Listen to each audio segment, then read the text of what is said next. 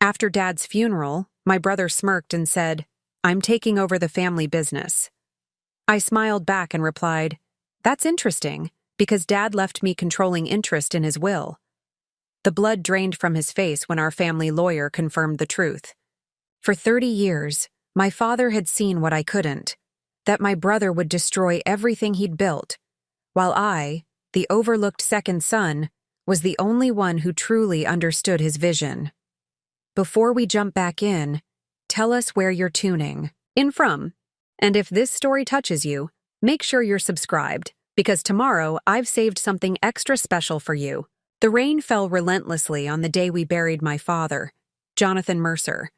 Appropriate weather for burying the man who had built Mercer Industries from a small manufacturing operation in his garage to a company worth over $200 million. The 100 or so mourners huddled under black umbrellas. A sea of expensive suits and somber faces gathered at Oakwood Cemetery to pay their respects to one of the city's most successful entrepreneurs. I stood slightly apart from the inner circle, watching as my brother Daniel received condolences with practiced grace. He was the heir apparent, the eldest son who had worked alongside our father for 15 years as the company's executive vice president. At 43, Daniel looked like a younger version of our father, tall, broad-shouldered, with the same commanding presence that filled a room. Everyone knew him as the public face of Mercer Industries, the one who delivered presentations to investors and charmed potential clients over lavish dinners. I was the second son, 38 years old and working in the company's research and development department. Where Daniel was charismatic and imposing, I was quieter, more methodical, more focused on the products that had made our company successful, rather than the deals that had made it profitable. In the shadow hierarchy of our family, my position had always been clear: the backup, the contingency plan, the insurance policy that was never meant to be cashed in. The service ended, and the crowd began to disperse toward their luxury vehicles, already discussing mergers and acquisitions rather than the man in the casket. I remained by the grave, watching as workers prepared to lower my father into the ground, when I felt a heavy hand on my shoulder. "Time to go, little brother," Daniel said, his voice artificially somber. "We have the reading of the will in an hour." I nodded, following him to the black Mercedes where our mother waited. Patricia Mercer, 72 years old and regal even, in grief, sat rigidly in the back seat, her eyes hidden behind large sunglasses despite the overcast day. She hadn't cried during the service. I wasn't sure if she was capable of tears anymore. "A beautiful service," she said as we slid into the car beside her. "Your father would have appreciated the turnout." "Half of them were there to make sure he was really dead," I muttered, earning a sharp look from Daniel. "Don't start, Adam," he warned. "Today, of all days." The drive to the law offices of Winters and Associates passed in tense silence. Our family had never been comfortable with emotional vulnerability, preferring to channel feelings into ambition and achievement. Grief was no exception to this rule. My father and I had a complicated relationship. I had loved him certainly, but I had never managed to earn the approval he so readily bestowed upon Daniel. Where my brother received praise for closing deals, I received clipped nods for engineering innovations. Where Daniel was invited to join my father for weekend fishing trips, I was left to work on prototypes alone in the lab. Years of this treatment had created a distance between us that neither of us had known how to bridge. Yet, in the final months of his illness, something had shifted. My father had begun to call me to his bedside for conversations that stretched late into the night. Conversations about the company's origins, about mistakes he had made, about his vision for the future. Daniel had been oddly excluded from these intimate discussions, a fact he had noted with increasing irritation. At the time, I had assumed it was simply my father's way of tying up loose ends, of finally offering the paternal connection that had been largely absent throughout my life. Now, as we approached the reading of his will, I wondered if there had been more to those conversations than I had realized. The offices of Winters and Associates occupied the top floor of a sleek downtown building that my father had actually helped finance. Albert Winters, my father's attorney for over 30 years, greeted us in the conference room, his expression appropriately solemn. Patricia, Daniel, Adam. He nodded to each of us in turn. Please, take a seat. Would anyone like coffee? Before we begin? We declined, eager to get through the formalities. I had no expectations for the reading. The division of assets had been clear for years. Daniel would take control of the company, my mother would retain her substantial holdings and board position, and I would receive a generous but minority stake that would keep me comfortable without granting me any real power. Albert adjusted his glasses and began to read the standard legal preamble, his voice a monotonous drone that faded into background noise as I stared out the window at the city skyline my father had helped to shape. I barely registered the details of various smaller bequests, charitable donations, gifts to longtime employees, a vacation property left to my mother. It wasn't until Albert cleared his throat pointedly that I realized he had reached the central matter of the will.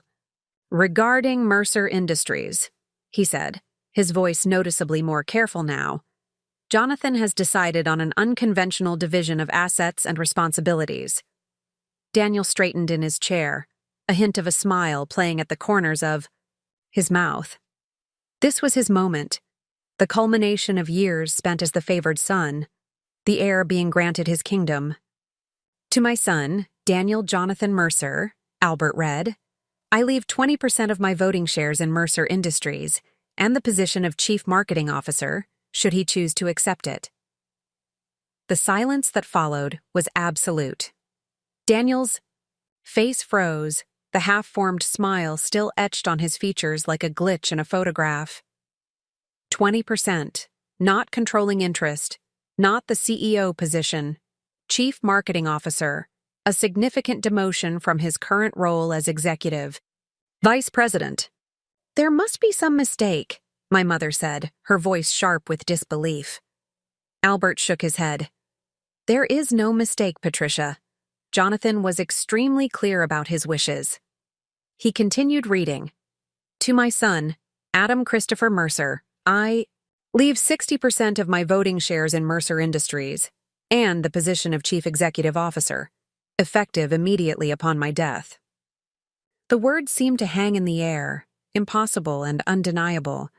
I felt a strange lightness in my chest, as if I might float out of my chair. 60%. Controlling interest. CEO. My father had left me the company. This is absurd, Daniel, said, his voice dangerously quiet. Dad always intended for me to take over. Everyone knows that. Jonathan included a letter for each of you, Albert said, sliding envelopes across the table. He asked that you read them in private. Daniel snatched his letter and tore it open, his hands shaking with barely suppressed rage. His eyes darted. Across the page, his face growing darker with each line.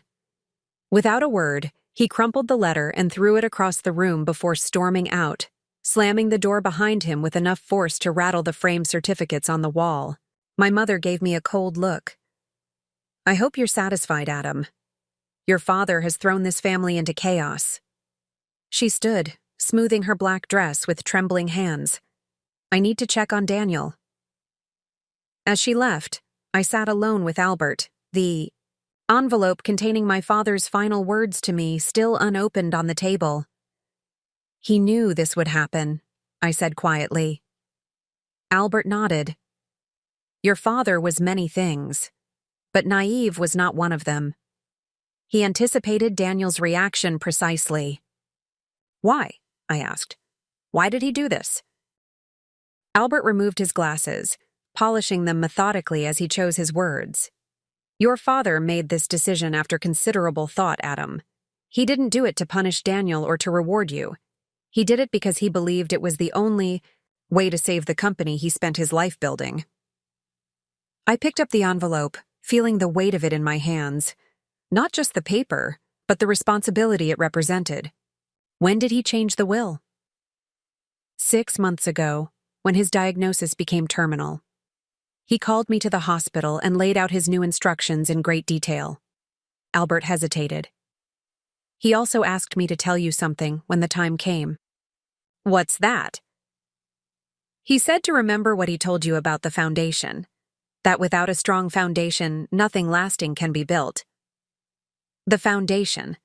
It had been the subject of our final conversation, 3 days before his death. I had assumed he was speaking metaphorically about the company's core values. Now, I wasn't so sure. As I left Albert's office, I could hear raised voices from a nearby conference room. Daniel, his control finally shattered, shouting accusations that echoed down the hallway. I slipped past unnoticed, making my way to the elevator with my father's letter still unopened in my pocket. In the lobby, I paused to look at a large photograph on the wall. My father at the groundbreaking ceremony for this very building 15 years ago. He stood with a shovel in hand, his face serious as he prepared to turn the first soil. Daniel was beside him, smiling broadly for the cameras. I was nowhere to be seen in the image. Yet now, against all expectations, he had entrusted me with everything he had built. The question was why, and more importantly, what would I do with this unexpected inheritance? As the elevator doors closed behind me, I finally opened the letter, ready to hear my father's voice one last time. Preparing and narrating this story took us a lot of time, so if you are enjoying it, subscribe to our channel. It means a lot to us. Now back to the story. The letter trembled in my hands as I sat in my car in the underground parking garage. The rain continued its relentless drumming on the concrete above, creating a cocoon of white noise that insulated me from the world outside. I stared at my father's handwriting, precise and measured, just like everything else he did. Taking a deep breath, I began to read. Adam, if you're reading this, then Albert has executed my wishes, and you now control Mercer Industries. I imagine your brother has already made his displeasure known, and your mother has likely sided with him. This is expected. What matters now is what you choose to do with the responsibility I've placed on your shoulders. For most of your life, I've kept you at a distance from the executive operations of our company. This wasn't because I lacked faith in your abilities. Quite the opposite. It was because I needed you to develop apart from Daniel's influence and my own expectations. While your brother was learning to close deals and manage shareholders, you were quietly mastering the foundation of what makes our company valuable: innovation, quality, and vision. 3 years ago, I discovered something troubling. Our financial controller brought to my attention a pattern of discrepancies in our accounts. Small amounts at first, carefully concealed within legitimate transactions, but growing bolder over time. When I investigated personally, I traced these irregularities to your brother. I paused, rereading the paragraph to ensure I hadn't misunderstood. Daniel was embezzling from the company? It seemed impossible. Yet my father would never make such an accusation without absolute certainty. Daniel had been siphoning company funds to cover personal gambling debts, substantial ones. When confronted, he promised to stop and to repay every cent.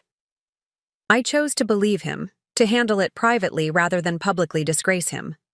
I created a repayment plan and monitoring system. For a time, it appeared he had reformed. 6 months ago, when my diagnosis became terminal, the controller brought me new evidence.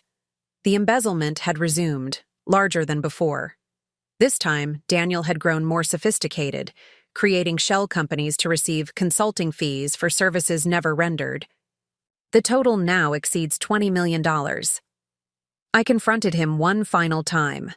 Rather than contrition, he showed calculation. He knows I won't expose him, both to protect our family name and because the scandal would devastate our company's value. He's counting on my silence and on inheriting control once I'm gone, at which point he could erase the evidence entirely. My hands had gone numb. $20 million. My brother had stolen $20 million from our father's company. The revelation was staggering, yet somehow not entirely surprising. Daniel had always lived beyond even his generous means, the vacation homes, the yacht, the private jet shares. I had attributed it to shrewd investments. Now I understood the true source. This is why I've made you CEO with controlling interest. Not because you're more deserving, though you are, but because you're the only person I trust to do what's necessary to save Mercer Industries. Daniel cannot be allowed to control the company. He would strip its assets to feed his addiction and cover his tracks, destroying everything I've built and leaving hundreds of employees without livelihoods. You'll find all the evidence you need in a secure digital vault. Albert has the access details. What you do with this information is your choice. You could expose Daniel immediately, but consider that the resulting scandal would severely damage the company's reputation and value. You could confront him privately and attempt to negotiate. Or you could find another path entirely, one I haven't foreseen. I regret that I've placed this burden on you. I regret even more that I waited until my death to acknowledge what I've known for years, that of my two sons. You are the one who truly understands what I built and why I built it. Mercer Industries was never just about making money. It was about creating something of lasting value, something that improves lives and stands as a testament to what determined individuals can achieve when guided by the right principles. I've watched you work tirelessly in R&D, pursuing innovation, not for personal glory, but because you believe in making better products. I've seen you mentor younger employees, sharing knowledge freely rather than hoarding it for advantage. I've observed your integrity when faced with ethical dilemmas that others would have navigated more pragmatically. These qualities, not Daniel's charm or aggressive negotiating tactics, are the true foundation of our success. I was wrong not to tell you this while I lived. Pride and habit kept me silent when I should have spoken. For this, I can only ask your forgiveness. The path ahead will not be easy. Daniel will fight you. Your mother will pressure you to maintain family harmony at all costs. The board members aligned with your brother will challenge your authority and experience. But you have something they don't: the legal right to make decisions and the moral conviction to make the right ones. Trust yourself, Adam. You're ready for this, even if you don't yet believe it. I do. Your father, Jonathan. I sat motionless for several minutes after, finishing the letter, my father's words echoing in my mind. The magnitude of what he had revealed, and what he expected of me, was overwhelming. Not only had my brother betrayed our father's trust in the most fundamental way, but I was now responsible for deciding his fate and the future of Mercer Industries.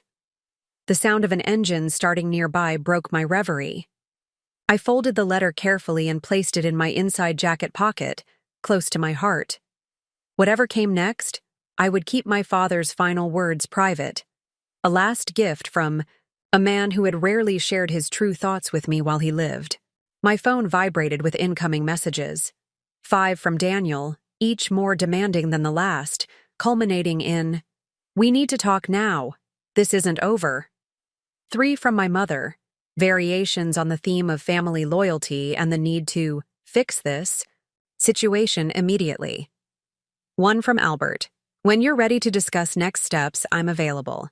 I ignored them all and drove to the one place where I could think clearly, the original Mercer workshop, now preserved as a company museum of sorts on our manufacturing campus. It was Sunday, and the facility was deserted, giving me the solitude I needed. The workshop was a simple concrete building, humble compared to our gleaming corporate headquarters downtown. Inside, the space had been maintained exactly as it was when my father built his first industrial valve 40 years ago. The workbenches, tools, and early prototypes were displayed with careful reverence. I sat on the stool where my father had once worked 18-hour days, turning his engineering brilliance into tangible products. This was where it had all begun, not with marketing strategies or financial engineering, but with solving real problems through innovation and craftsmanship. As a child, I had spent countless hours here, watching my father work while Daniel was off at sports practice or social events. This workshop was where I had first discovered my own passion for engineering, where I had learned that creation was its own reward. My father had been different here, more patient, more willing to explain, more himself. The workshop held another significance now. It was the physical embodiment of what my father had called the foundation. This modest beginning was what Daniel had never understood about our company. To him, Mercer Industries was a vehicle for wealth accumulation and status. To my father, and to me, it represented something more profound, the tangible manifestation of values like quality, integrity, and genuine innovation. My phone rang, breaking the reverent silence. The screen displayed Daniel Mercer. After a moment's hesitation, I answered. "Where the hell are you?" Daniel demanded without preamble. "At the workshop," I replied calmly. "The workshop? Jesus, Adam, we have an actual crisis happening, and you're playing nostalgic at Dad's old garage?" His voice dripped with contempt. "We need to meet, now. Dad's will is obviously a mistake, but we can fix this if we present a united front." "It wasn't a mistake, Daniel." "Of course it was. Dad was on heavy medication. He wasn't thinking clearly. No rational person would put research and development in charge of an entire company." The derision in his tone was familiar, the same dismissive attitude he'd always shown toward my division and contribution. "Dad knew exactly what he was doing," I said, running my hand along the edge of the workbench where our father had created his first successful product, and why he was doing it. A beat of silence followed. When Daniel spoke again, his voice had changed, lower, more controlled. "What did he tell you?" "Enough," I said simply. Another silence, longer this time. I could almost hear the calculations happening in my brother's mind, the rapid reassessment of strategy. "Look," he said finally, his tone conciliatory now. "Whatever Dad thought he knew, we can work through this as a family. I've been managing the company's public image and major client relationships for 15 years. The board respects me. The industry knows me. You're brilliant at product development. Adam, no one disputes that. But running a $200 million company requires different skills." "Like financial management?" I asked pointedly. The silence that followed confirmed what I suspected. Daniel knew that I knew, or at least suspected something. "I don't know what you think you know," he said carefully, "but I suggest we discuss this privately before you make any hasty decisions." "I agree," I replied. "Meet me at the main office tomorrow at 8 a.m. My office." The words felt strange in my mouth. My office, the CEO's office, my father's office until 3 days ago. "Your office," Daniel repeated, a slight tremor in his voice betraying his anger. "Fine, 8 a.m. But Adam, don't do anything stupid before then. Remember that we're family." I ended the call without responding to his thinly veiled threat. Family. He would use that word as both shield and weapon in the coming confrontation, just as our mother had at the lawyer's office. Family loyalty above all else. Even above ethical business practices, apparently. As I stood to leave the workshop, my gaze fell on a framed photograph I had never particularly noticed before. It showed my father and me working side by side, at this very bench. I was perhaps 12 years old, concentrating intently on some small component while my father looked on with an expression I had rarely seen. Unmistakable pride. I carefully removed the frame from the wall and discovered an inscription on the back in my father's handwriting. Adam's first valve design, better than mine at twice his age. A wave of emotion washed over me.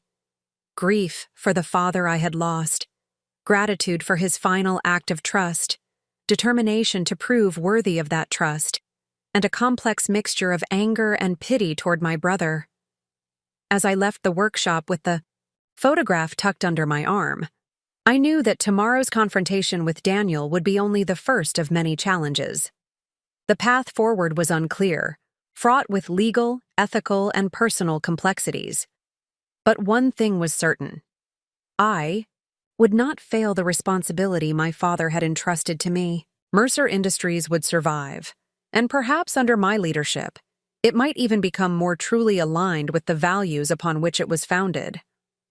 The rain had stopped by the time I reached my car. The clouds were breaking, allowing shafts of late afternoon sunlight to illuminate the company campus. It felt, in that moment, like more than mere meteorological coincidence. It felt like a sign that clarity follows storms, that light eventually returns after darkness. Tomorrow would bring its own tempest. But for now, I had my father's words, his trust, and most importantly, his vision of what the company could and should be. It was time to build upon the foundation he had laid, not just of a successful business, but of enduring values worth protecting. I arrived at Mercer Industries headquarters at 6:30 a.m., needing time to prepare before meeting Daniel. The building was nearly empty, with only security personnel and a few early-rising employees present. I nodded to Hector, the security guard who had manned the front desk for as long as I could remember. "Good morning, Mr. Mercer," he said, then hesitated. "I mean, Mr. Adam, or should I say, Mr. CEO?" Word traveled fast. "Adam is still fine, Hector." He nodded, looking relieved. "Your father was a good man. He always treated everyone with respect, no matter their position. Not everyone does that." The simple tribute meant more than all the flowery eulogies from yesterday's funeral. "Thank you, Hector. That means a lot." "Your brother was here until late last night," he added, lowering his voice, "with some of the board members. They didn't look happy." I wasn't surprised. Daniel would have been rallying his allies, preparing for today's confrontation. "Thanks for the heads up." The executive elevator carried me to the top floor, where my father's, now my office, overlooked the city. I used my newly programmed keycard to enter, feeling like an intruder despite my legal right to be there. The office was exactly as my father had left it. His collection of vintage slide rules hung on one wall. "So that's your play? Blackmail the blackmailer?"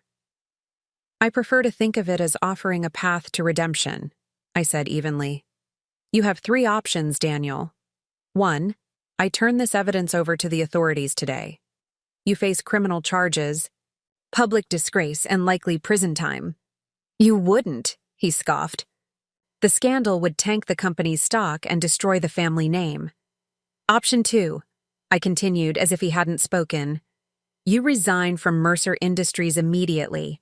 Relinquish your shares to the company as partial repayment for what you've stolen, and enter treatment for your gambling addiction. You get a generous severance package and a non-disclosure agreement that keeps your crimes private." His eyes narrowed. "And option 3? "There is no option 3. Those are your choices." Daniel leaned back, a calculating look replacing his initial shock. "You're bluffing. You don't have the stomach to destroy this family's reputation. Dad might have left you the company on paper, but we both know you don't have what it takes to run it. The board won't support you. The clients won't respect you. Without me, this company will flounder within a year." His words were designed to hit my deepest insecurities, doubts that had plagued me my entire life. But something had changed. Perhaps it was my father's letter, or seeing the evidence of Daniel's betrayal, or simply the knowledge that I now held the responsibility for hundreds of employees' livelihoods. Whatever the cause, his attempted manipulation no longer found purchase. "Is that what you told yourself when you were stealing from Dad?" I asked quietly.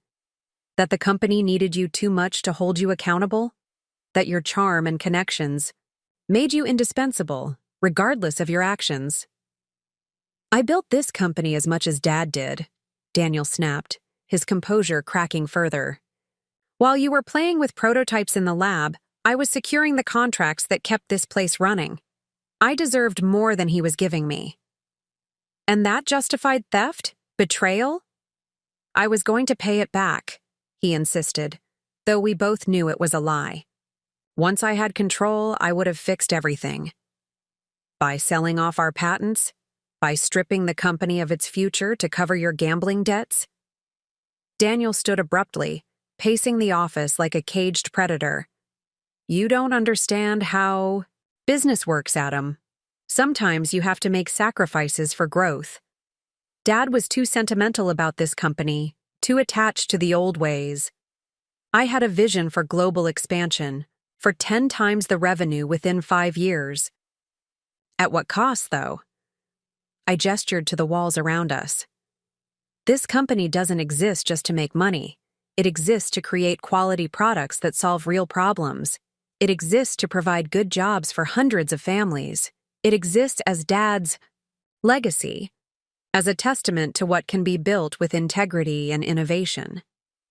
Daniel sneered. God, you sound just like him. All high-minded principles while ignoring market realities. Those principles are why this company is worth saving, I countered, and why I won't let you destroy it. Our standoff was interrupted by a knock at the door. Albert Winters entered, carrying a leather portfolio. I hope I'm not interrupting, he said, though his timing was clearly intentional. Not at all, I replied. Daniel and I were just discussing his future with Mercer Industries. Albert nodded, his experienced lawyer's face revealing nothing. I've prepared the documents we discussed last night, should they be needed. Daniel's eyes darted between us. What documents? Option 2, I explained. Resignation, share. Transfer, severance, and non-disclosure. All ready for your signature. You planned this, he accused, his voice rising. You had this ambush arranged before we even talked. I prepared for the most likely outcome, I corrected him. Given your history, I doubted you'd simply accept responsibility and make amends voluntarily. Daniel's face flushed with anger. This is ridiculous. I'm calling an emergency board meeting. Half the board is loyal to me. They'll never accept you as CEO. Actually, Albert interjected, the board's composition has changed as of this morning. Jonathan's will included instructions to replace 3 board members, effective upon his death. The new appointees were confirmed by electronic vote an hour ago. This was news even to me. My father's foresight continued to astonish. That's not possible, Daniel sputtered. Board appointments require shareholder approval, which Adam now controls, Albert reminded him. The vote was procedural only. Furthermore, if this matter were to reach the full board, they would be legally obligated to report your activities to the SEC and law enforcement. I doubt that's an outcome you desire. Daniel looked trapped, his confident facade crumbling completely. For a moment, I saw not my manipulative older brother, but a frightened man whose carefully constructed world was collapsing around him. What about Mother? He asked, his voice smaller now.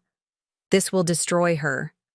She doesn't need to know the details, I assured him. As far as she's concerned, you've decided to pursue other opportunities. The family reputation remains intact.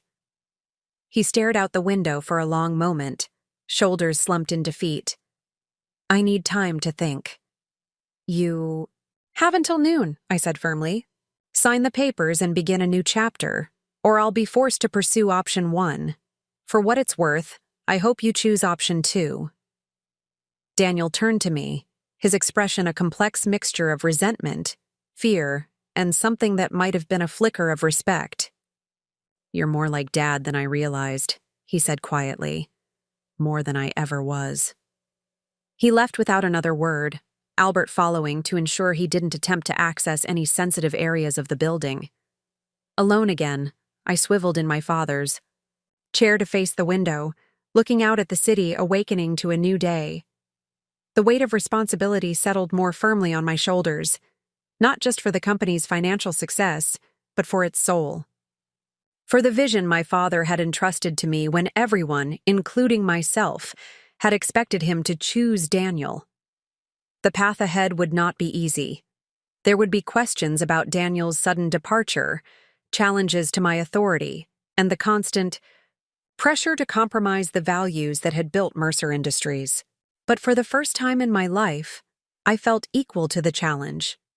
Not because I had all the answers, but because I understood the questions that mattered. My father had recognized something in me that I hadn't seen in myself: the capacity to lead not through domination or manipulation, but through integrity and purpose. He had given me not just a company, but a chance to prove that doing business the right way could also be doing business the successful way. As the morning sun illuminated the city, I made a silent promise to my father that his trust would not be misplaced. Mercer Industries would not merely survive this transition, it would emerge stronger, more innovative, and more deeply committed to the principles upon which it was founded. The foundation would hold, and upon it, I would build something worthy of my father's legacy and of my own. By noon, Daniel had signed the papers. He chose option 2, resignation, share transfer, and silence. Albert handled the formalities while I remained in the CEO's office, allowing my brother to retain some dignity in his exit. The official announcement would cite personal reasons for his departure and thank him for his years of service to Mercer Industries. Only a handful of people would ever know the truth. When Albert returned with the executed documents, he wore an expression of quiet approval. "Your father would be proud of how you handled this," he said, placing the folder on my desk. "Many in your position would have chosen vengeance over rehabilitation." "It's not about being merciful," I replied, reviewing the signatures. "It's about doing what's best for the company and the family. Nothing would be gained by publicly destroying Daniel." Albert nodded. "Nevertheless, it shows character. Jonathan saw that in you even when you couldn't see it in yourself." After Albert left, I made the necessary calls to the executive team, scheduling an emergency meeting for 2 p.m. News of Daniel's departure had already begun circulating through the building, creating a buzz of speculation and uncertainty.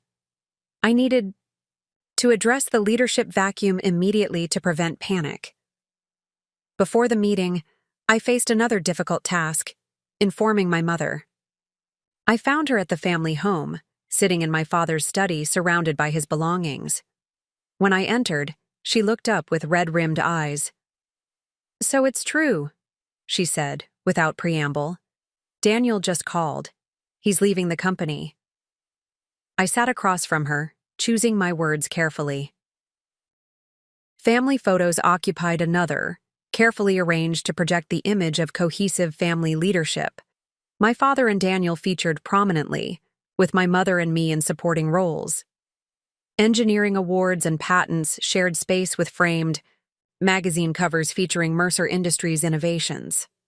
I walked to the massive oak desk, imported from England, a reminder of our family's distant roots, and ran my fingers along its polished surface. How many decisions had been made here? How many lives shaped by the directives issued from this seat of power? Before sitting in my father's chair, I opened the secure safe hidden behind a pivoting bookcase. Inside were the company's most sensitive documents, including the access codes for the digital vault my father had mentioned. I memorized the credentials, then turned to the computer. Accessing the protected files required multiple authentication factors, but within minutes, I was reviewing the evidence my father had compiled against Daniel. The documentation was meticulous: transaction records, shell company registrations, bank transfers, even recorded conversations where Daniel had inadvertently revealed aspects of his scheme. My father had been nothing if not thorough. The scope of Daniel's betrayal was even worse than the letter had indicated. Not only had he embezzled company funds, but he had also made risky investments with company assets, attempting to recoup his gambling losses without detection. Several had failed spectacularly, leaving Mercer Industries exposed to potential contract breaches with major clients. Only my father's skillful financial maneuvering had prevented these issues from becoming public. Most damning was a series of emails between Daniel and two board members, discussing ways to gradually sell off the company's most valuable patents once he assumed control. Their plan would have generated enormous short-term profits while gutting the company's long-term viability. I was still processing this information when my phone chimed with a text from the reception desk. "Your brother has arrived. Shall I send him up?" I took a deep breath, centering myself for what would undoubtedly be a difficult confrontation. "Yes, please." Minutes later, Daniel strode into the office without knocking. He wore a perfectly tailored suit and a practiced expression of concerned reasonableness. The facade cracked slightly when he saw me sitting behind our father's desk. "Making yourself comfortable already?" he asked, his tone light but eyes cold. "Just reviewing some interesting company records," I replied, gesturing to the chair across from me. "Have a seat." He remained standing, glancing at the computer screen. "Anything I should know about?" "Quite a bit, actually." I closed the laptop and leaned forward. "For instance, Cayman Holdings LLC. Ring any bells?" The slight stiffening of his shoulders was the only indication that the name meant something to him. "One of our international investment vehicles, I believe." "Why?" "Interesting. Because according to these records, it's registered to one DJ Mercer at an address in the Cayman Islands that happens to be your vacation property. It's also received just over $8 million in consulting fees from Mercer Industries. Over the past 2 years, despite providing no discernible services." Daniel's mask of casual confidence slipped further. "Dad approved all international financial structures. If you're implying—" "I'm not implying anything," I interrupted. "I'm stating facts. Dad knew everything, Daniel. He documented everything. The gambling debts, the embezzlement, the shell companies, the failed attempts to cover your tracks with high-risk investments using company funds, the plans to sell off our patents once you took control."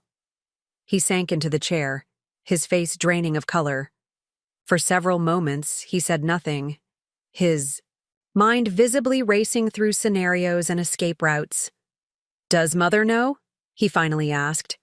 "No, and she doesn't need to, depending on what happens next." Daniel's expression hardened. "Yes, he's decided to pursue other opportunities. Don't insult my intelligence, Adam." Her voice was sharper than I expected. "Your brother was devastated. This wasn't his choice." "It was his choice, Mother. Just not today. He made it. Years ago, with decisions that compromised his ability to lead Mercer Industries." She studied my face intently. "What did Jonathan tell you?" "Enough to understand why he made the choices he did." She sighed deeply, suddenly looking every one of her 72 years. "I suspected something was wrong. Money disappearing, Jonathan spending nights reviewing financial records, Daniel's increasingly extravagant lifestyle." She shook her head. "I didn't want to know. It was easier to maintain the illusion of the perfect family, the perfect succession plan." Her honesty surprised me. I had expected recriminations, demands that I reinstate Daniel to maintain family harmony. "I tried to protect him," I admitted. "The agreement keeps his. Indiscretion's private. He receives a generous severance. His reputation remains intact. And in return, he relinquishes his shares and steps away from Mercer Industries permanently." My mother was silent for a long moment, absently twisting her wedding ring. "Your father built that company from nothing. He worked 16-hour days when you boys were young, missed school events and family dinners because he was determined to create something significant." Her gaze drifted to a photograph on the desk. my father standing proudly before the first Mercer Industries factory. I resented it sometimes, how much he loved that company, almost like another child. He saw it as his legacy, I said gently. Yes. She focused on me again, her expression softening. And now it's yours. Daniel called you ruthless. He said you outmaneuvered him completely. Despite everything, I felt a twinge of sympathy for my brother. It wasn't me. It was Dad. He set everything in motion before he died. Because he trusted you. She reached across the desk and took my hand. I've always seen you as my sensitive son, the quiet one, the thoughtful one. Perhaps I mistook that thoughtfulness for weakness. Your father never made that mistake. The unexpected validation from my mother threatened to unravel my composure. Throughout my childhood, she had been Daniel's most vocal champion, encouraging his ambition while viewing my more methodical nature as a limitation. Her acknowledgement now, however belated, meant more than I wanted to admit. I'm sorry about Daniel, she continued, but I'm not sorry that you're taking control. Mercer Industries needs stability now, and values that go beyond profit margins. She squeezed my hand. You have more of your father in you than either of us realized. As I drove back to the office, my mother's words echoed in my mind. For years, I had believed that she saw me as the lesser son, less charismatic, less ambitious, less worthy of the Mercer legacy. Now, I wondered how many of my perceived limitations had been self-imposed, born from comparison rather than reality. The executive meeting began promptly at 2 p.m. in the main conference room. 8 department heads sat around the table, expressions ranging from curiosity to apprehension. Many had worked closely with Daniel and owed their positions to his patronage. Others had been hired for their technical expertise and had limited interaction with the executive level. Thank you all for adjusting your schedules on short notice, I began, standing at the head of the table my father had occupied for decades. As you've likely heard, Daniel Mercer has resigned from Mercer Industries, effective immediately. While this change was unexpected for most of you, I want to assure everyone that the company's leadership succession has been carefully planned. Madison Chen, our chief financial officer, spoke first. With respect, Adam, your expertise has been in R&D. The transition from department head to CEO is significant. How do you plan to address areas outside your experience? The question was fair and likely represented concerns shared by others in the room. By acknowledging my limitations and leveraging the expertise around this table, I answered honestly. I'm not my father, and I'm not my brother. I won't pretend to have all the answers. What I do have is a clear vision for Mercer Industries, one that honors our foundation while embracing innovation. I moved to the digital display and brought up a presentation I had prepared that morning. For too long, we've allowed short-term profit considerations to overshadow our core mission. We've pursued contracts that offered immediate financial returns, but limited our ability to develop truly innovative solutions. We've prioritized shareholder value over employee well-being and customer satisfaction. Thomas Reynolds, VP of Sales, shifted uncomfortably. Those priorities were set by your father and brother. Are you suggesting they were wrong? I'm suggesting they were incomplete, I clarified. Dad built this company on principles of quality, integrity, and genuine innovation. Over time, market pressures and conventional business wisdom pushed us toward a more standard corporate model. I believe we can recalibrate, maintain profitability while returning to the values that made Mercer Industries exceptional in the first place. For the next hour, I outlined my vision, investing more heavily in R&D, restructuring compensation to reward innovation rather than just sales targets, implementing ethical sourcing requirements, expanding employee ownership opportunities, and focusing on customer relationships built on genuine value rather than aggressive sales tactics. Some executives embraced the direction enthusiastically. Others raised practical concerns about shareholder expectations and competitive pressures. The discussion was robust, occasionally heated, but remarkably productive. By the meeting's end, I had a clearer picture of the challenges ahead and the allies I could count on. I had also identified several executives whose alignment with Daniel's approach might make them unsuitable for the company's new direction. I'll be meeting with each of you individually over the next week, I concluded. I value your expertise. And perspective even, especially when it differs from mine. The transition ahead won't be seamless, but I believe it's necessary for Mercer Industries to thrive in the long term. As the room cleared, Madison Chen remained behind. She had been hired by my father 5 years ago, coming from a larger corporation, with a reputation for ethical financial management. Her relationship with Daniel had been notoriously tense. "I know about the embezzlement," she said quietly once we were alone. "Your father swore me to secrecy, but I've been monitoring the situation since he became ill. I have additional documentation that might be useful to you." I wasn't entirely surprised. As CFO, Madison would have been difficult to keep in the dark about financial irregularities. "Thank you for your discretion. The situation has been addressed, but I'd appreciate seeing your records to ensure we've captured everything." She nodded. "For what it's worth, I think your vision for the company is right.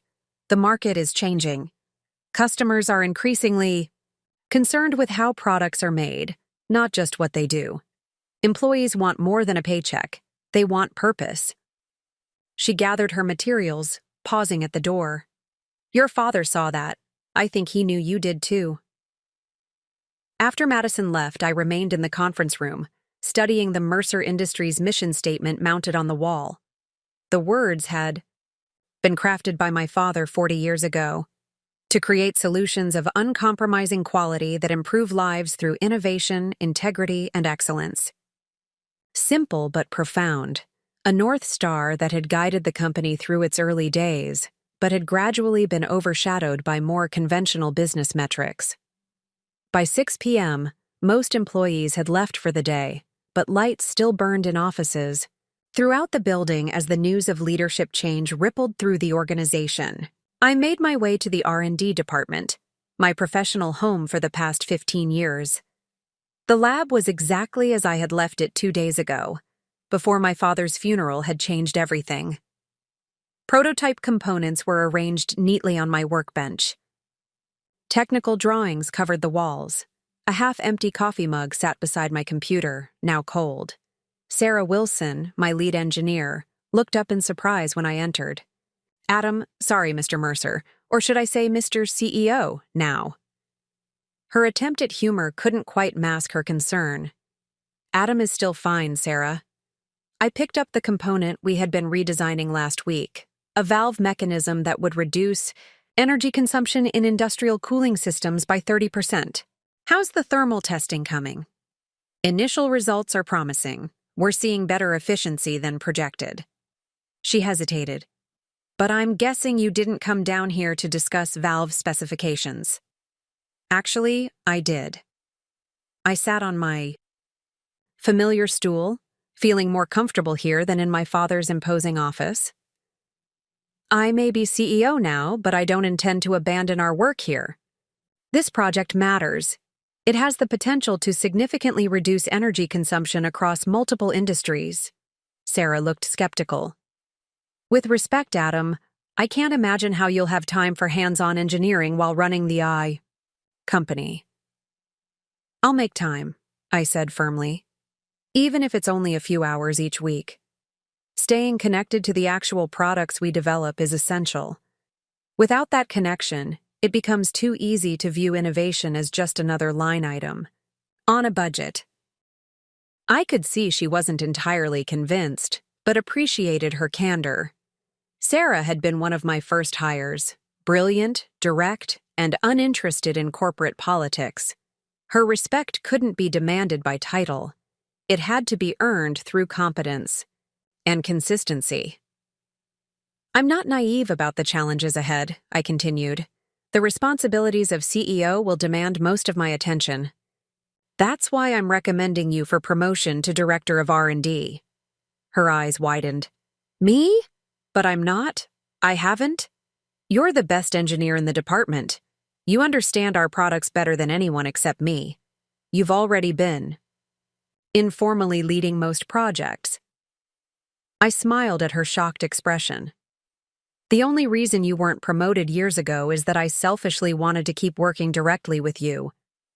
Sarah processed this information, her practical nature already calculating the implications. Who will you recommend as my replacement as lead engineer? That's your first decision as director. I stood, preparing to leave her with this new reality to consider. Leadership isn't about having all the answers, Sarah. It's about asking the right questions and trusting the people you've chosen to help find the solutions. As I headed toward the exit, Sarah called after me. Adam? For what it's worth, I think your father made the right choice. Her words followed me as I made the final rounds of the building before heading home. In less than a week, I had lost my father, inherited a company, confronted my brother's betrayal, and taken my first steps as CEO. The journey ahead would be challenging in ways I couldn't yet fully comprehend.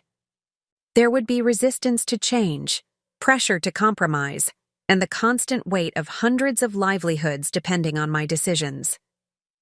Yet as I drove home through the darkening city, I felt a profound sense of purpose taking root. My father had entrusted me with more than a company. He had entrusted me with his vision of what business could and should be.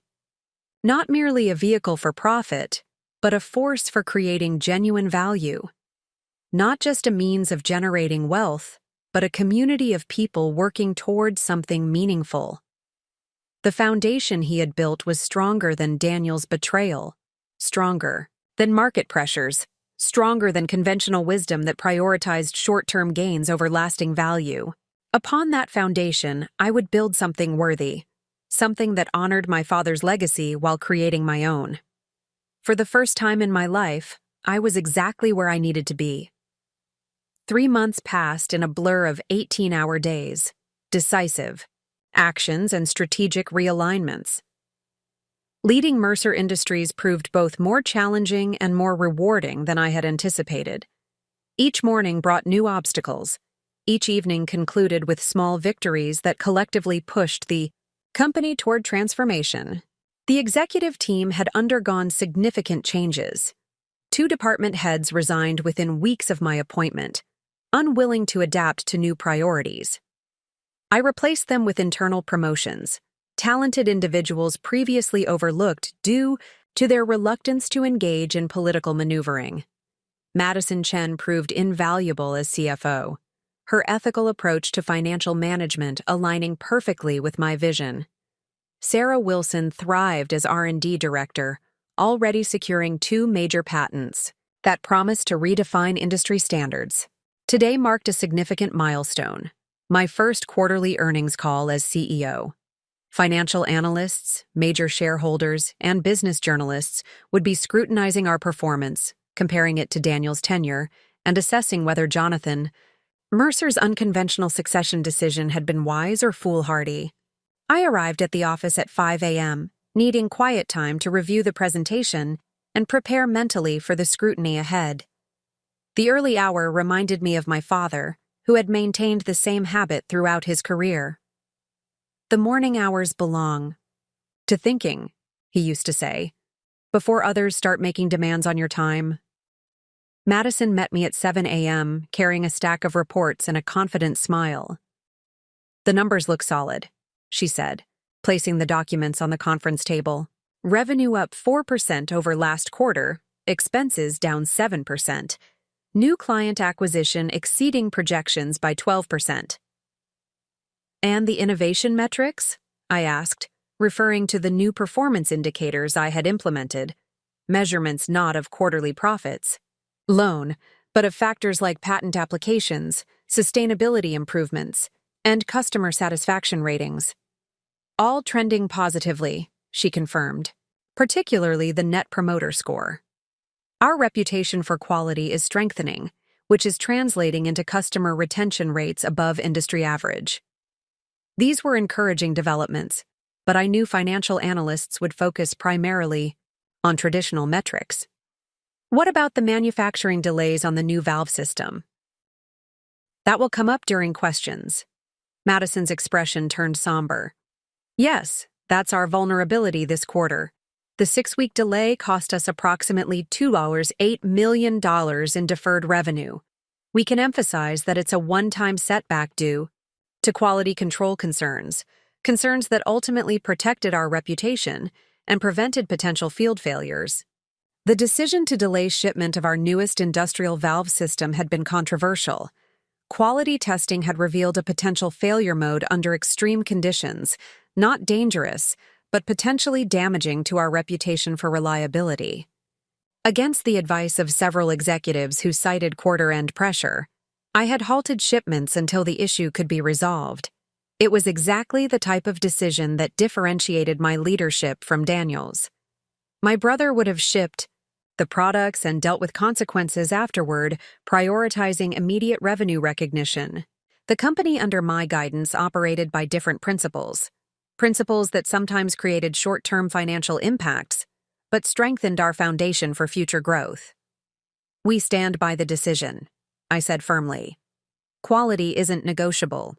At 9 a.m., the executive team gathered for final preparation before the 10 a.m. call. I had insisted on transparency with this group, sharing both strengths and vulnerabilities in our quarterly performance. Trust was essential. Without it, leadership became mere authority. Remember, I told them as we reviewed potential analyst questions, we're not here to defend last quarter's numbers. We're here to articulate our vision for Mercer Industries and demonstrate how each decision moves us toward that vision. Short-term metrics matter, but they're not our only consideration. Thomas Reynolds, who had initially been skeptical of my leadership approach, nodded his agreement. The strategic realignment is starting to resonate with clients. They appreciate our emphasis on partnership rather than mere transactions.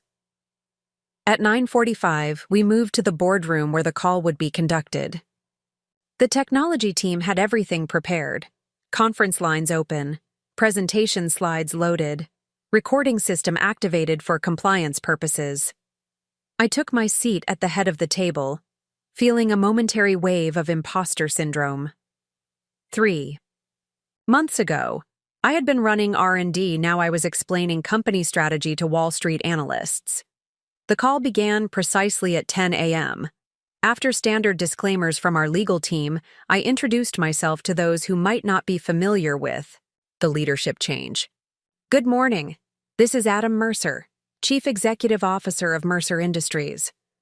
Before we discuss this quarter's results, I'd like to take a moment to acknowledge my predecessor, my father, Jonathan Mercer, whose vision established this company, and whose principles continue to guide our decisions. While our leadership has changed, our commitment to quality, innovation, and integrity remains unwavering. I proceeded to outline the quarter's performance, highlighting both achievements and challenges with equal transparency. When addressing the valve system delay, I explained our rationale without defensiveness. Yes, this decision impacted our short-term financial results.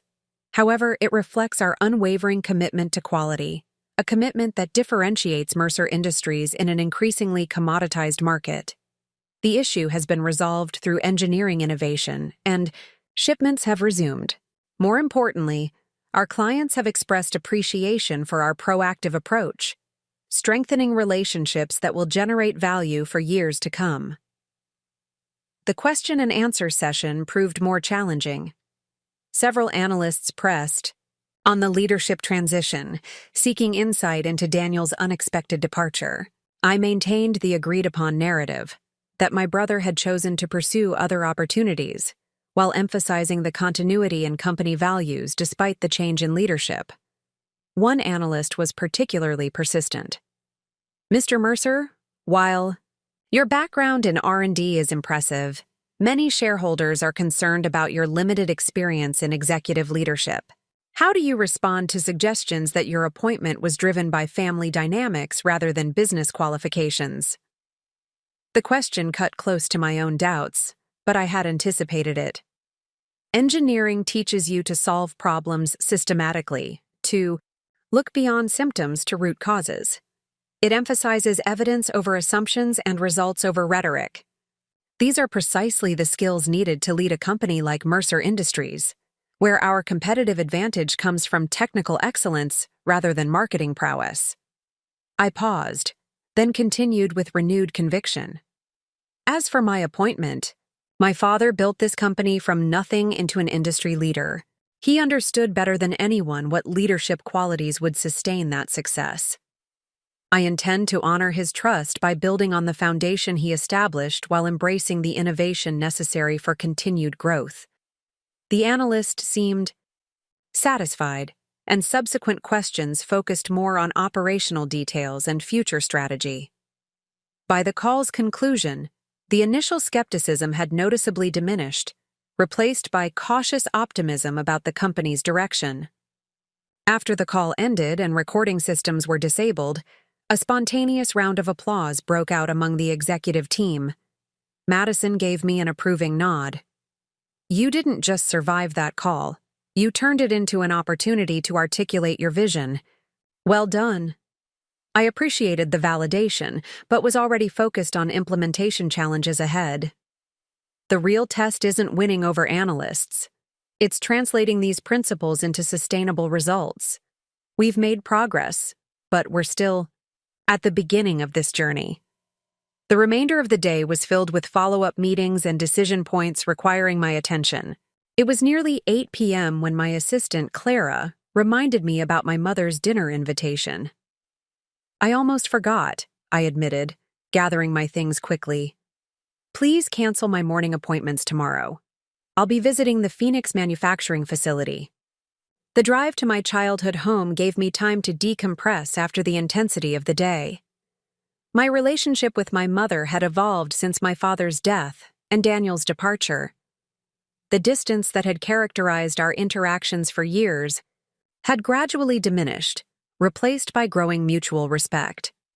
She had surprised me with her resilience and adaptability, embracing her new reality with unexpected grace. She greeted me at the door with a warm embrace. You look exhausted, she observed, leading me to the dining room where dinner was already served. I watched the earnings call webcast. You handled yourself remarkably well. You watched that? I asked, surprised by her interest in business operations she had previously avoided. Of course.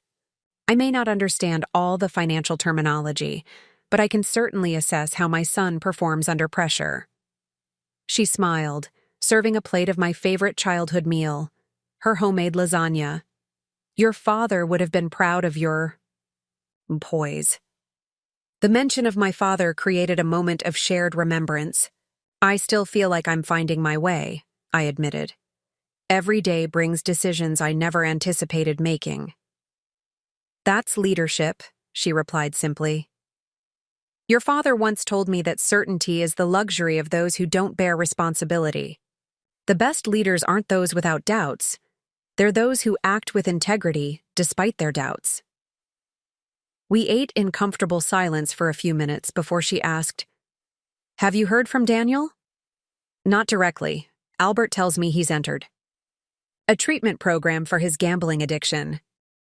Apparently, he's doing well. She nodded, her expression a mixture of sadness and acceptance. He called last week. He sounds humbled, different. He asked about you, how you were managing the company. This surprised me. What did you tell him? The truth. That you're forging your own path. That the company is thriving under your leadership, but in ways different from his approach or your father's. She reached across the table to touch my hand. People can change, Adam. Even someone as stubborn as your brother. Perhaps especially someone who has lost everything he valued. The conversation shifted to lighter topics. Community events, family friends, plans for the holidays still months away. It felt normal in a way family interactions rarely had during my childhood, when business concerns and Daniel's achievements had dominated discussions. As I prepared to leave, my mother handed me a small wooden box. "I found this while organizing your father's study. I think he meant for you to have it." Inside was a brass compass, aged but still functional, with an inscription on the back, "To navigate by your own true north." It was his father's, my mother explained. He carried it during the early days of the company, when he was still working out of that garage, trying to turn his ideas into reality. The compass felt heavy in my palm, not just physically, but with the weight of legacy and responsibility. "Thank you for this," I said, carefully returning it to its box. She studied me with unexpected perception. "You're doing well, Adam. Not just with the company, but with yourself. You've found your confidence without losing your compassion. That's a rare combination in business." Driving back to my apartment, I reflected on the day's events. The earnings call that marked my public debut as CEO, the team's growing cohesion around our shared vision, my evolving relationship with my mother, and the symbolic compass connecting me to my father's entrepreneurial journey. The company was indeed changing under my leadership, moving back toward its foundational values while embracing new opportunities. The path forward remained challenging, with market pressures and competitive threats requiring constant navigation. But for the first time, I felt fully equipped for the journey. Not because I had all the answers, but because I had found my own true north. In 3 short months, I had stepped out of the shadows of both my father's legacy and my brother's betrayal to chart a course true to my own principles. The company was becoming a reflection not just of what I had inherited, but of what I chose to build. In that transformation lay the most important lesson my father had left me. That leadership ultimately means having the courage to follow your own compass, even when it points in unexpected directions. The future of Mercer Industries was unwritten, full of both promise and uncertainty. But one thing was clear: it would be a future shaped by values that transcended quarterly reports and stock prices. Values like integrity, innovation, and the conviction that creating genuine value for others was the truest measure of success. 6 months into my tenure as CEO of Mercer Industries, I faced my first major crisis. The morning began routinely enough, a 7 a.m. executive briefing, followed by a product development review with the R&D team. I was in the middle of approving a new prototype when Madison Chen burst into the meeting room, her normally composed demeanor visibly shaken. "We need to talk," she said. "Privately. Now." I excused myself and followed her to my office, where she locked the door behind us. "Global Tech is launching a hostile takeover attempt," she announced without preamble, handing me a confidential financial report. Their CEO contacted 3 of our largest institutional investors last night. They're offering a 40% premium over our current share price.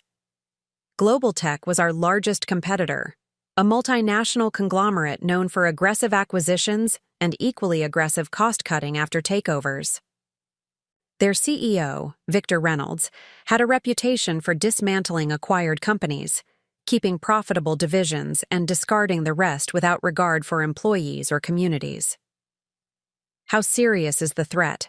I asked, scanning the document. "Very.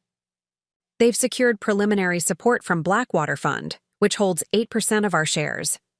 Axis Capital is considering their offer. That's another 12%. If they get Northwestern Pension on board with their 7%, they'll have enough leverage to make this extremely difficult to fight." I processed this information, considering the implications. Mercer Industries was financially healthy, but still in transition. Our stock price hadn't yet fully reflected the positive changes we'd implemented, making us vulnerable to offers that might appear generous to shareholders focused solely on immediate returns. "What's their angle? Our core technologies don't overlap significantly with Global Tech's portfolio." Madison's expression darkened. "It's not about synergy. It's about market elimination. Victor wants our client base and our patent portfolio. Based on his acquisition history, He'd likely retain our core manufacturing capability, integrate it into their infrastructure, and discard everything else, including most of our workforce. The predatory nature of the approach wasn't surprising. Victor Reynolds and my brother had been cut from similar cloth. Businessmen who viewed companies as assets to be leveraged rather than communities to be nurtured. What was surprising was the timing, just as Mercer Industries was regaining momentum after the leadership transition. Options? I asked, already mentally cataloging potential defenses. Limited and time-sensitive, Madison replied. We could seek a white knight, a friendlier company willing to acquire us instead. We could implement a poison pill provision to make acquisition prohibitively expensive. We could leverage our employee ownership program to secure additional voting. Blocks against the takeover. Each option carried significant risks and would fundamentally alter the independent trajectory I had envisioned for Mercer Industries. We need more information before deciding. Call Albert. We need legal counsel immediately. Then assemble the executive team for an emergency meeting at noon. And Madison? Absolute confidentiality until we formulate our response. If this leaks prematurely, panic could drive more shareholders toward accepting Global Tech's offer. The next 4 hours were a frenzy of information gathering and strategic assessment. Albert Winters arrived within 30 minutes, bringing 2 associates, specializing in corporate defense strategies. The picture they painted was concerning. Global Tech has been planning this for months, Albert explained, showing documentation of their gradually increasing position through shell companies and proxy investments. They started accumulating shares shortly after your father's death, accelerating.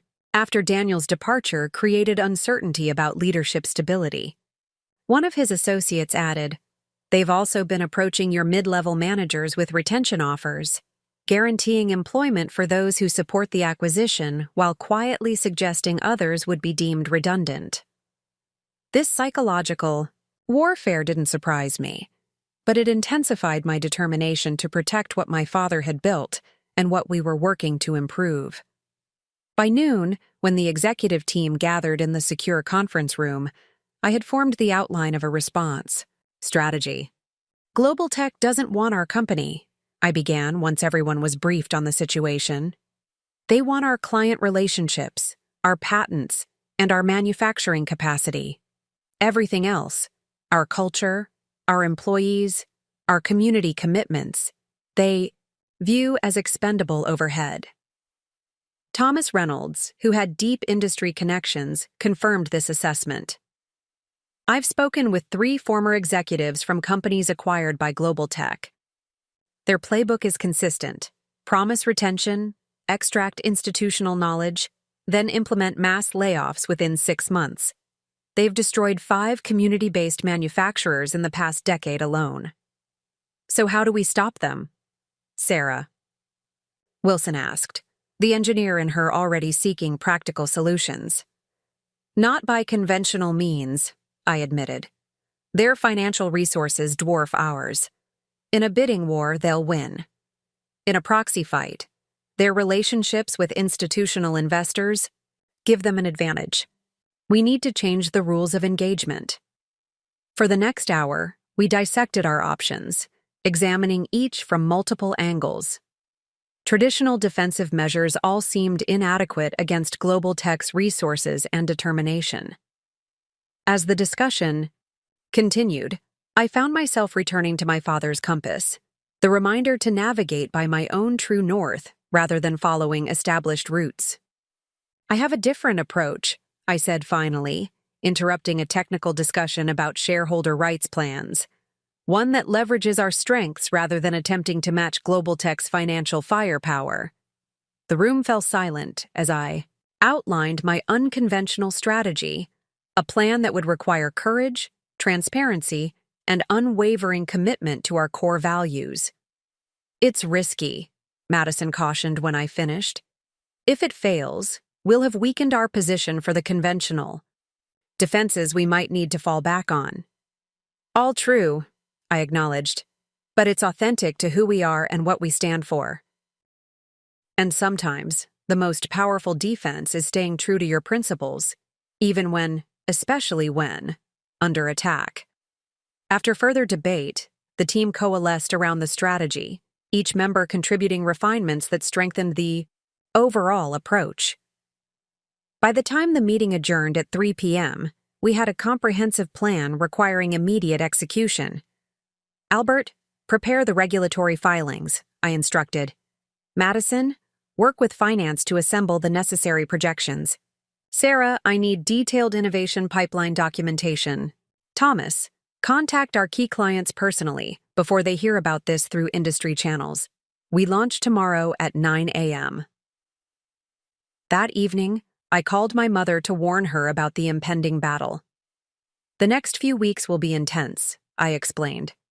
Global Tech will likely attempt to contact you as a significant shareholder. Victor Reynolds already called this afternoon, she replied, surprising me with her matter-of-factness. He was very solicitous, talked about honoring Jonathan's legacy while offering a premium valuation for my shares. My pulse quickened. What did you tell him?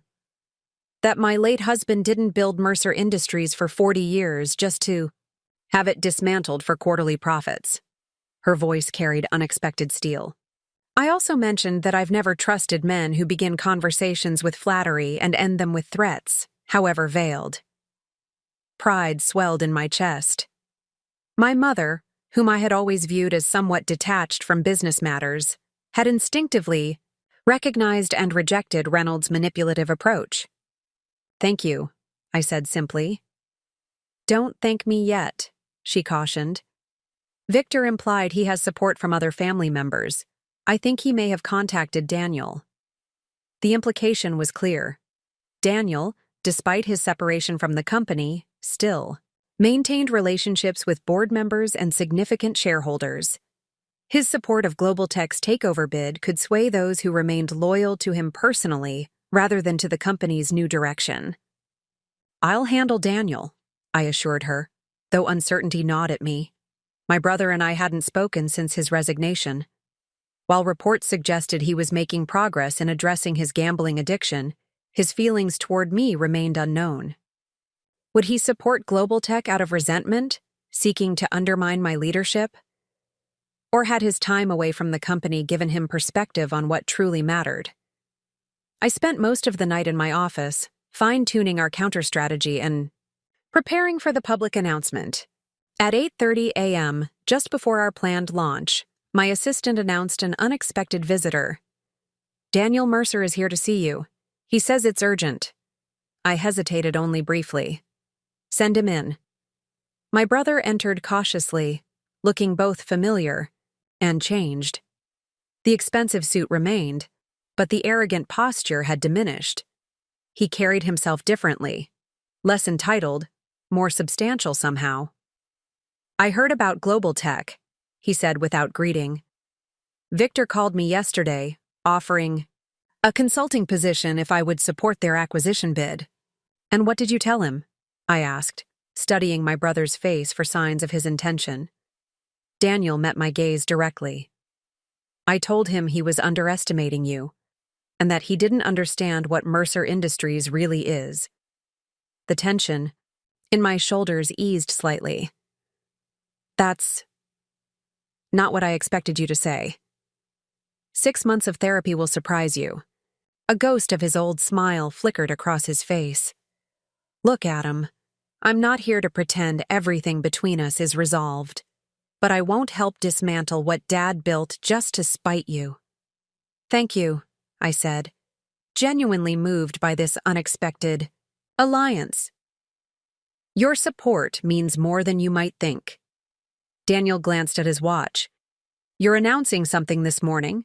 Victor seemed concerned about it. Yes, in about 20 minutes. Then I should go. I just wanted you to know where I stand. He turned to leave, then paused. For what it's worth, you're doing well. The company is. It feels more like what Dad originally built, before I started pushing it in other directions. This acknowledgement, however small, represented a significant shift in our relationship. Would you like to stay for the announcement? Daniel considered this, then shook his head. Not yet, but maybe someday. He extended his hand. Good luck, little brother. As we shook hands, I felt a chapter closing, not in defeat or resentment, but with unexpected mutual respect. Daniel left as quietly as he had arrived, but his visit had added another dimension to my resolve. At precisely 9 a.m., I stood before cameras in our headquarters lobby, flanked by the executive team. Employees gathered behind the media, their faces reflecting concern about the unusual assembly. The press had been told only that Mercer Industries would be making a significant announcement regarding its future. Good morning, I began, looking directly into the cameras. Today, I'm addressing not just the media and our employees, but our shareholders, our clients, and our competitors. Specifically, I'm speaking to Global Tech and its CEO, Victor Reynolds. Murmurs spread through the assembled crowd as I continued. Yesterday, Global Tech initiated an unsolicited attempt to acquire Mercer Industries. They've approached our shareholders with premium offers, promising enhanced value while privately planning to dismantle much of what makes this company valuable. I paused, allowing the revelation to register before delivering our counter-strategy, not a traditional defensive measure, but a bold commitment to our true worth. Rather than engaging in financial maneuvering to prevent this acquisition, we're taking a different approach. Today, we're publicly releasing our 5-year strategic plan, including our innovation pipeline, sustainability initiatives, and community commitments. We're demonstrating exactly why Mercer Industries is worth more as an independent entity than as a subsidiary to be stripped for parts. The transparency of this approach was unconventional to the point of being revolutionary.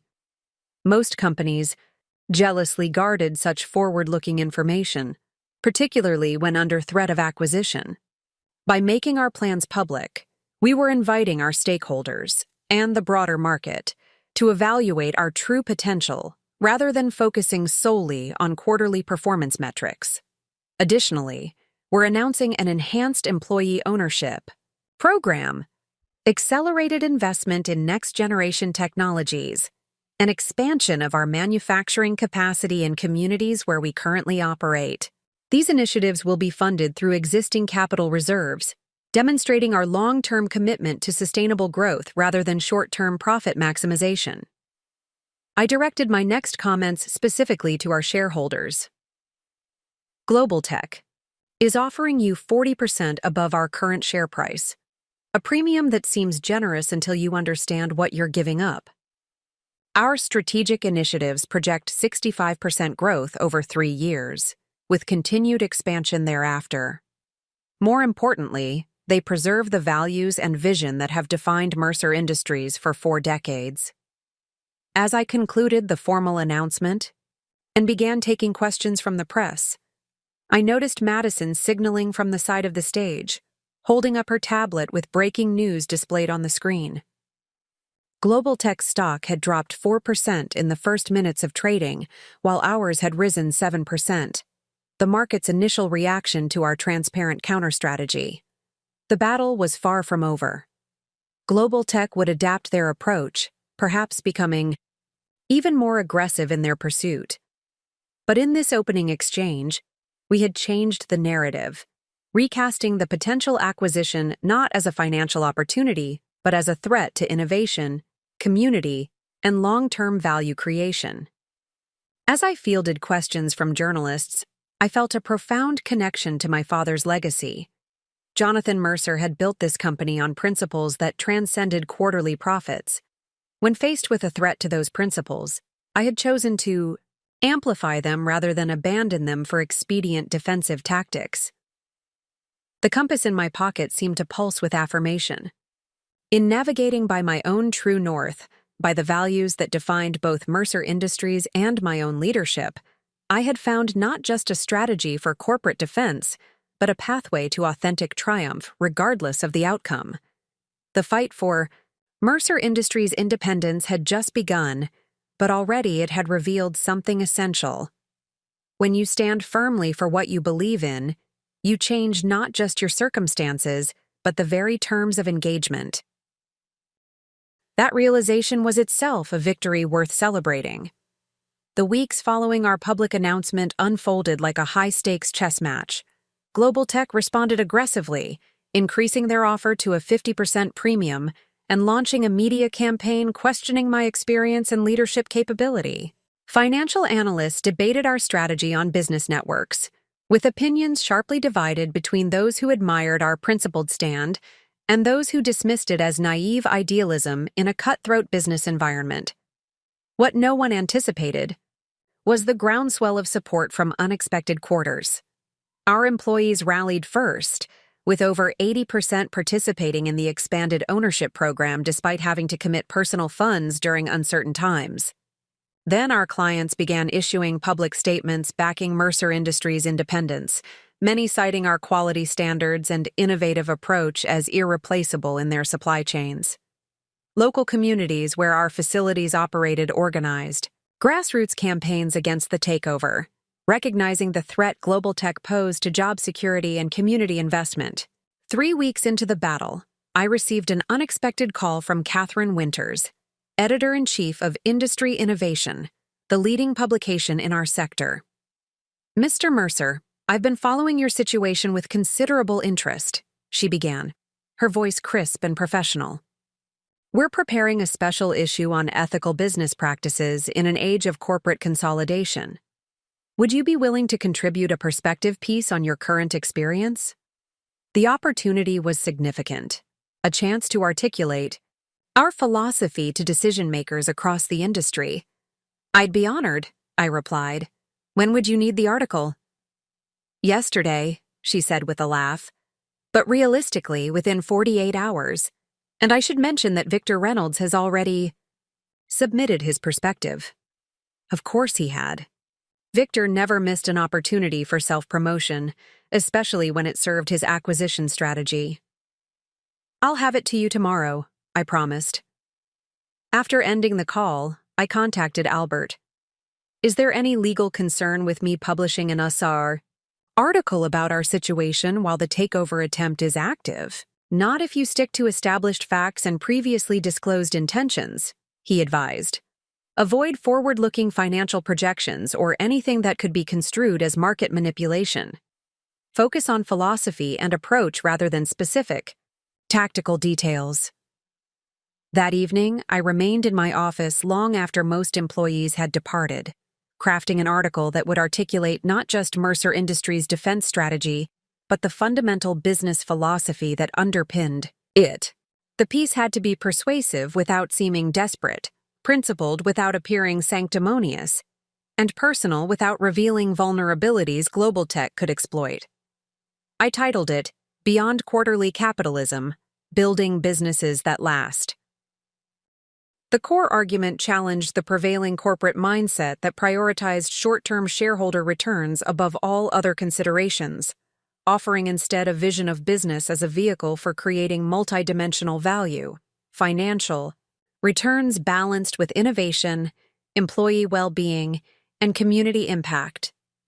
After submitting the article the following morning, I turned my attention to our next strategic move. Global Tech had been systematically approaching our mid-level managers with lucrative job offers contingent on the acquisition's success, a tactic designed to create internal pressure for accepting the takeover. We needed to counteract this influence without restricting our employees' right to consider their own futures. I convened a meeting with our Human Resources Director, Jessica Kwan, along with Madison and Sarah. "We can't match Global Tech's financial offers," I acknowledged, "and I won't ask our people to sacrifice their financial security for company loyalty. Instead, let's create a different kind of security, one based on growth opportunity rather than guaranteed compensation." Over the next 3 hours, we developed a comprehensive professional development initiative that would pair each manager with senior leadership mentors, create accelerated advancement paths for high performers, and establish rotation programs allowing talented individuals to gain cross-functional experience. The program would require significant investment, but would demonstrate our commitment to developing people rather than merely employing them. This addresses the career advancement aspect, Jessica noted, but not the financial uncertainty that makes global tech's guaranteed contracts appealing. You're right, I conceded. We need something more concrete. Madison had been unusually quiet throughout the discussion, making notes and occasionally consulting data on her tablet. Now she looked up with a determined expression. What if we create a performance-based retention program tied directly to our 5-year plan? If we achieve the growth projections we've publicly committed to, participants would receive bonuses potentially exceeding Global Tech's offers, but tied to actually creating that value rather than simply promising it up front. Can we afford that? Sarah asked pragmatically. Madison nodded. If we achieve our targets, absolutely. The program would be self-funding through increased valuation and revenue. If we don't hit the targets, the reduced payouts would reflect our actual performance. It aligns incentives perfectly, I said, immediately seeing the elegant simplicity of the approach. Those who help us succeed as an independent company share directly in that success. Those who believe in Global Tech's vision are free to pursue it without pressure from us. We announced the initiative the following day through a company-wide meeting rather than a press release. This wasn't about public relations. It was about honest communication with the people who would ultimately determine Mercer Industries' fate through their commitment and performance. The response was immediate and overwhelmingly positive. Applications for the mentorship program exceeded available slots within hours. The retention incentive program saw 94% enrollment among eligible managers. Most significantly, several key employees who had been considering Global Tech's offers publicly recommitted to Mercer Industries' independent future. 3 days later, Catherine Winters called to inform me that the magazine issue containing both my article and Victor Reynolds' competing perspective would be published the following morning. I thought you might appreciate a preview, she said. Victor's piece is, well, exactly what you'd expect. Corporate consolidation as inevitable evolution, efficiency through scaled operations, shareholder primacy as ethical imperative. Your article provides a compelling counter-narrative. The contrast is striking. I thanked her for the courtesy, though I felt a flutter of anxiety about the public reaction. Victor was a known quantity in business circles, a successful, if controversial CEO with a track record of delivering shareholder returns. I was still establishing my reputation beyond Mercer Industries. That night, I received an unexpected text message from Daniel. Saw advance copy of your article. Well argued. Dad would approve. The simple message carried profound significance. My brother had always excelled at external communication, at crafting narratives that resonated with investors and industry partners. His acknowledgement of the article's effectiveness represented not just personal support, but professional validation. The following morning, Industry Innovation hit subscribers' inboxes nationwide.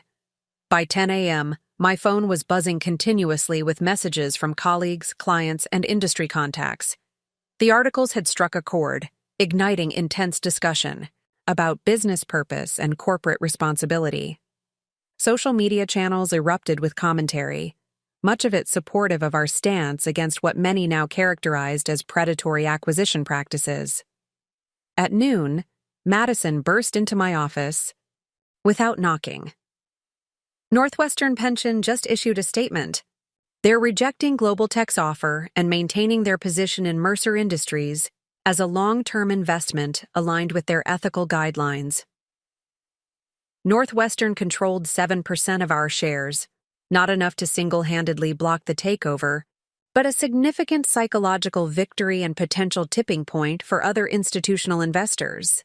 Their explicit endorsement of our business philosophy validated the strategy we had pursued from the beginning. Transparency about our values and vision rather than financial maneuvering alone.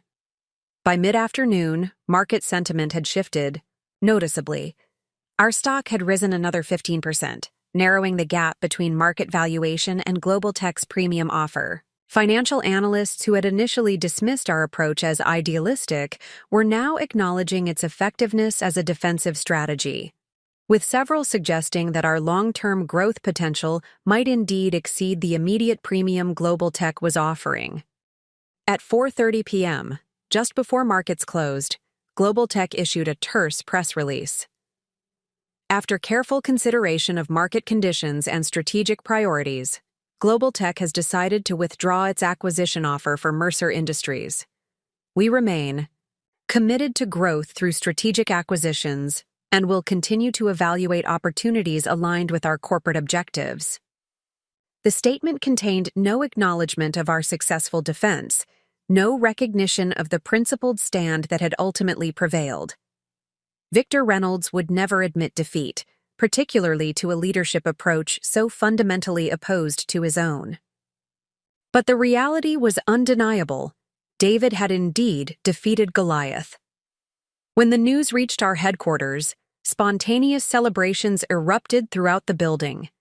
Employees gathered in lobbies and break rooms, sharing their relief and renewed commitment to our independent future. I joined them, moving from group to group, expressing gratitude for their trust and solidarity during the crisis. Later that evening, after most had departed to continue celebrations elsewhere, I found myself alone in my father's, now truly my, office, reflecting on the journey of the past 6 months. From unexpected inheritance to corporate defense, each challenge had forced me to define not just my leadership approach but my fundamental values. In facing external threat, we had clarified our internal purpose. In defending against acquisition, we had articulated why our independence mattered, not for its own sake, but for what it enabled us to create and preserve. A knock at the door interrupted my thoughts. Madison, Sarah, and Thomas entered, carrying champagne and glasses. "We thought the CEO deserved a proper toast," Madison explained, setting the glasses on my desk. "The victory belongs to everyone, but it wouldn't have happened without your leadership." Thomas nodded in agreement. "When you outlined that unorthodox strategy, I had my doubts. Most of us did. But you saw possibilities we missed, that transparency could be strength, that principles could be practical, that our true defense was in our authentic identity." Sarah, ever the practical engineer, added, "The numbers support it too. Our stock is now trading 5% above Global Tech's initial offer, with analysts projecting continued growth. We've turned a defensive position into an offensive advantage." As Madison poured champagne, I found myself thinking of my father, how he had recognized something in me that others hadn't seen, something perhaps I hadn't fully seen in myself until tested by crisis. The company he had built hadn't just survived. It had reaffirmed its purpose and charted a course toward a future even he might not have envisioned. We raised our glasses, and I offered a simple toast. To Mercer Industries, not just what it is, but what it can become. After they departed, I called my mother to share the news, though media coverage had undoubtedly reached her already. "I saw," she said before I could speak. "Jonathan would be so proud, not just of the outcome, but of how you achieved it. You defended the company without compromising its soul." "It was close," I admitted. "Global Tech's resources were substantial." "Resources don't determine every outcome," she replied. "Sometimes principles prevail, especially when accompanied by courage and clear vision." As I prepared to leave the office, a final email arrived from Albert Winters. The subject line read simply, "Board decision." The message contained one sentence. "The board of directors has voted unanimously to remove interim from your CEO title, effective immediately." I sat back, absorbing the significance of this formal endorsement. 6 months ago, I had been a department head unexpectedly thrust into leadership. Today, I was the confirmed CEO of Mercer Industries, no longer defined by my father's decision or my brother's failures, but by my own demonstrated capability. Outside, the city lights illuminated a skyline my father had helped shape through decades of innovation and integrity. Now it was my turn to contribute to that legacy, not by replicating his approach or compensating for Daniel's mistakes, but by charting my own course guided by values that transcended any individual leader. Up next, you've got two more standout stories right on your screen. If this one hit the mark, you won't want to pass these up. Just click and check them out. And don't forget to subscribe and turn on the notification bell so you don't miss any upload from us.